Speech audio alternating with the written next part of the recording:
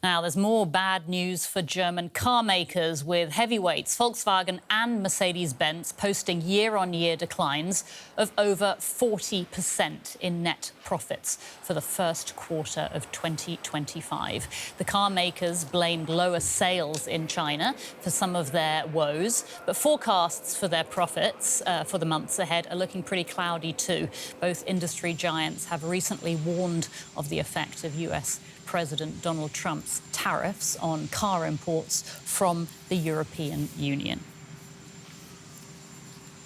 And joining me now in the studio for more on all of this is Chipunda Chimbelu, who's from DW Business. Welcome, Chipunda. Good to see you. So let's start by putting these results into perspective. How bad are they? Well, they're really bad because we are, of course, in uncharted territory for global trade. And when we look at the companies, Volkswagen, of course, Mercedes, and even Porsche, which released its results yesterday, which quite had similarly bad results, over 40% decline in terms of its operating profit year on year for the first quarter. All of these companies, of course, mentioning the tariffs as a major concern for their bottom lines. And they've also mentioned weak sales in China as well. Now, in terms of those tariffs in the United States, we can, of course, look at the carve-outs which were announced this week.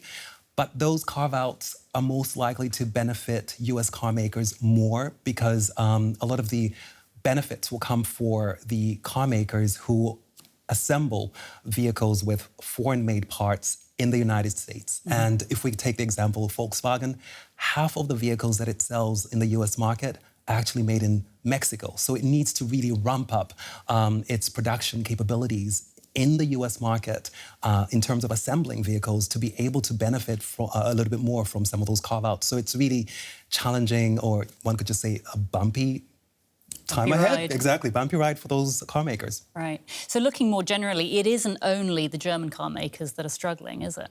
No, it's not. It's, of course, every car maker with a global footprint and a major part of that being in the US market and also potentially also the Chinese market as well, if they are coming from outside China.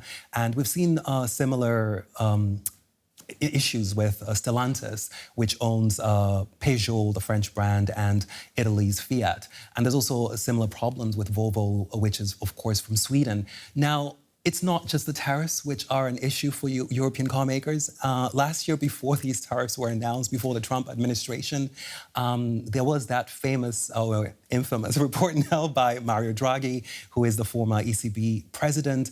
And he had said in that report that European car makers basically have this disadvantage that costs around, on average, 30% more to produce a vehicle in Europe compared to in China, for instance. So that is obviously a major disadvantage there.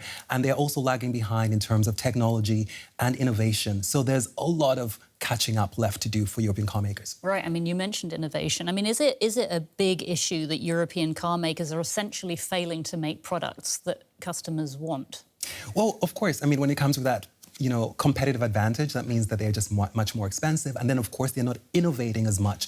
And they've pretty much fallen asleep at the wheel, at least when it comes to being overtaken by Chinese players who have become extremely dominant in the electrical vehicle segment, which is, of course, growing rapidly. And that is exactly where they need to be catching up. But, of course, with all these issues in global trade and on the U.S. market, where they need to be making changes, at the same time trying to innovate, it's going to be quite challenging to manage to have all those moving parts and try to catch up with the Chinese players who are way ahead, at least when it comes to the electric vehicle segment. So there's a lot of work left to do for these European players in the auto sector. Chipunda Chimbelu, thank you so much for that. It's great.